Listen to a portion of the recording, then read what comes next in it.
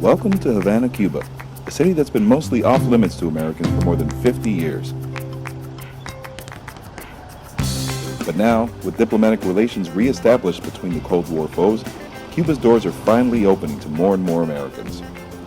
I'm Alan Gomez, a reporter for USA Today. I've been covering Cuba for over a decade, and I want to show you around the real Havana, the shops, the streets, the restaurants.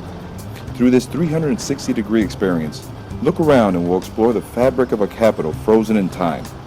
Perhaps, that is, until now. We'll start at the Capitol building, to your left. Built in the 1920s when the two countries were good friends, its design was inspired by the U.S. Capitol building. But, Cubans being Cubans, they built their capital just a few feet taller. As we drive through Old Havana, you'll see a city that some hope will maintain a sense of its history and resist the urge to just open up a Starbucks and McDonald's on every corner.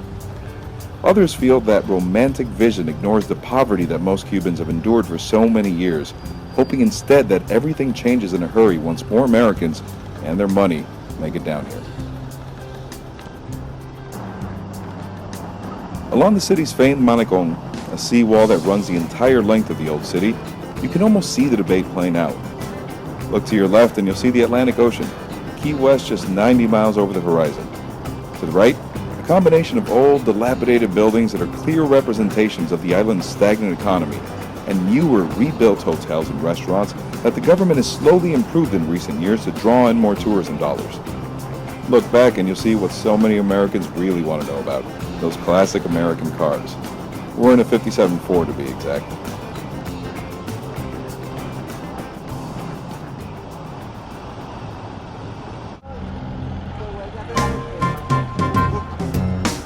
Because of America's economic embargo on Cuba, combined with the island's economic struggles over the decades, Cubans have been forced to maintain these classic cars using any pieces they can get their hands on. Those countless acts of ingenuity based on pure necessity have now made these cars famous in their own right. The old 1950s-era Fords and Chevys chug along throughout the country. Nothing more than transportation to everyday Cubans, but gleaming toys that attract foreigners everywhere they go. Tourists pose for pictures beside them and pay for rides inside of them. Drivers laugh at how many times people offer to buy them.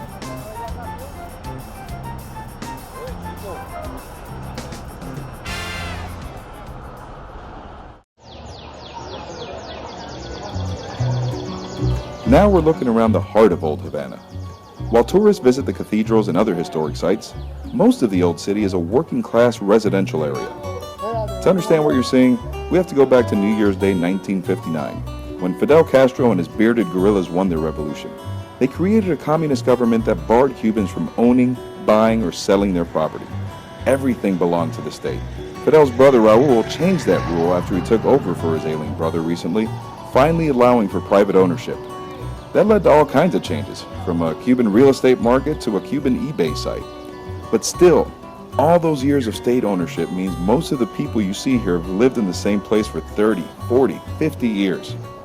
When we stopped by this street, people told us that some of their neighbors had started moving out in recent years, and while some liked the idea of having such close-knit neighborhoods, the vast majority were thrilled to at least have the opportunity to move to different areas in Havana or different cities around the country.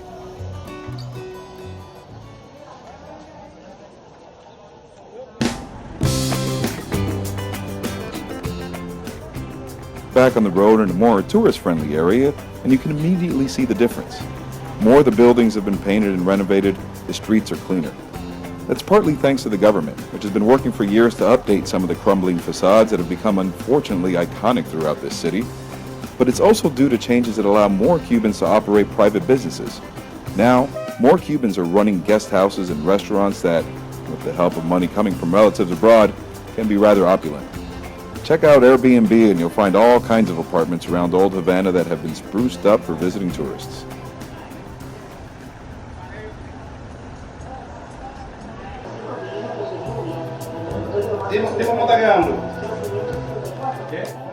Here we see Hector Oliva Buides, who used to work for the state. Once the doors were open to more private enterprise, he jumped. He got his private license, and here we see him at work in his old Havana barbershop. We visited here a couple of days before the U.S. flag was raised over the new U.S. Embassy in Havana, and everyone in the shop was excited about the potential. Hector told me he's already seen more Americans popping in for a cut, and his clients all talked about the different ways their lives and their incomes could improve with more American investment. Hector's now one of about 500,000 Cubans who are working on their own, paying taxes, answering only to themselves. But while that may sound incredibly capitalistic, remember, it's Cuba. You have to get a license from the federal government, and the state only allows these entrepreneurs to work about 200 different kinds of jobs, mostly in the service industry. That means cab drivers, cooks, waiters, mechanics, and, you guessed it, barbers.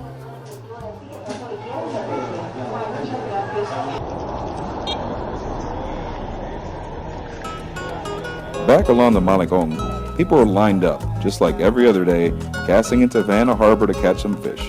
Meat and fish cost a high price in this impoverished island, so anything people can catch from shore is a big help, either for the family dinner that night or to sell on the black market for a few extra bucks. But notice something here. All these people lined up on the shore and nobody on the boats.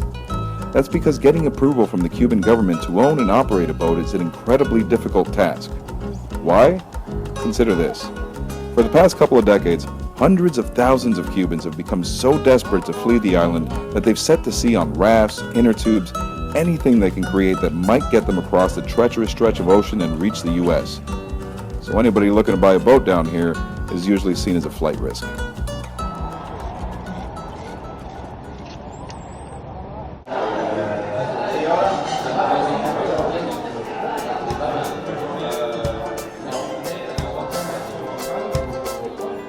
As the sun sets on another day in Havana, it's time to eat. And for many tourists visiting the island, that means a trip to the increasingly popular Paladares. Those are privately run restaurants that have sprung up all over the city. This one, La Guarida, has become one of the most famous. It opened in 1996 and occupies the third floor of one of Havana's old, crumbling buildings.